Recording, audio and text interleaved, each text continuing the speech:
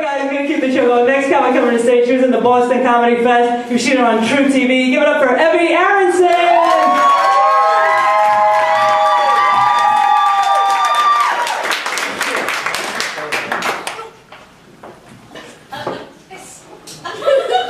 My friend told me that I have resting bitch face. I know it's hard to tell because I also have active bitch face. So it's basically the full spectrum of looking bitchy.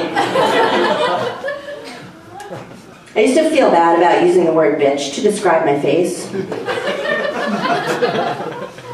But now I just look in the mirror and think, at least I don't see my mom. I don't think I inherited it really from my mom. I think it's more a product of living for 20 years in the Upper East Side in a tiny apartment with steam heat that I can't control.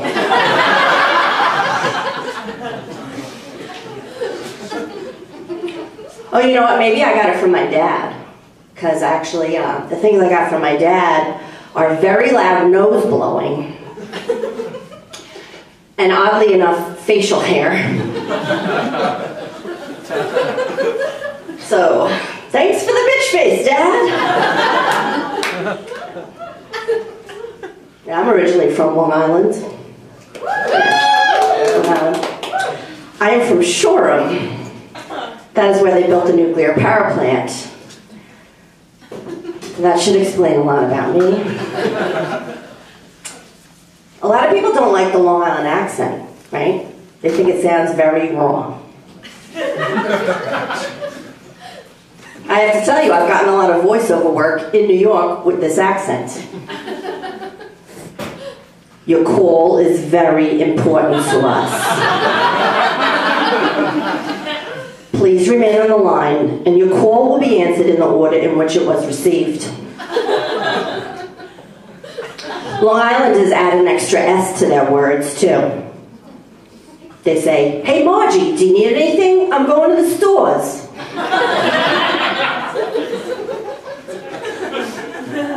I'm going to Kmart's, Carvel's, and Best Buy's. In fact, back in the day, Sears used to just be called Sear.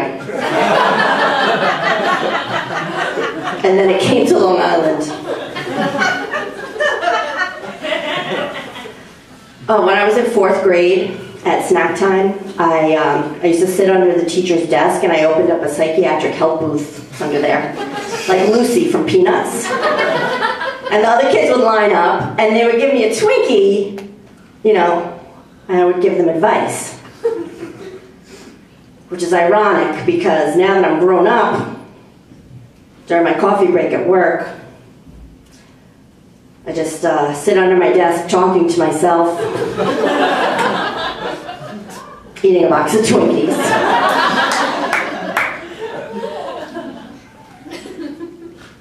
Lately I've been thinking a lot about the marketing of tuna fish. You know, when I was a kid, the Chicken of the Sea had that jingle, "Ask any mermaid you happen to see." I mean, I suppose a mermaid would be an authority on seafood. But doesn't it seem more like they would be vegetarians? Besides, if I happen to see a mermaid, I think there are other questions I'd like to ask besides what's the best tuna? Like, where's the best place for snorkeling around here? Do you know where the sunken treasure is? But what I really want to know is, how do you get the seashells to stick to your boobs? The neighbor who lives in the apartment below me has been complaining about me that I'm too noisy. Apparently I'm moving heavy furniture around late at night. Yeah, right. Like I'm really rethinking my feng shui at 3 a.m. I don't think so. You know what, buddy? Get a life. Make your own noise and stop listening to mine. Because I can hear my next door neighbor's answering machine messages loud and clear all the time. And I don't complain. I try to be helpful. I listen to the messages. I write the numbers down. And I call the people back. And generally I'll say something like, "Your call is very important. important to us. So I just want to leave you with this little piece of advice, well, just knowledge. Whether or not you understand Spanish, Spanish love songs will make you go crazy with passion and start to cry. Every Latino artist has a song. Te vas, si te vas, si tú te vas, mi corazón te morirá. She knows. If you leave me, my heart will die. I'm going to die. You know what? You're not going to die. You're going to beg them to stay. They're going to stay. And then they're going to ruin your credit rating. My name is Evie. Thank you.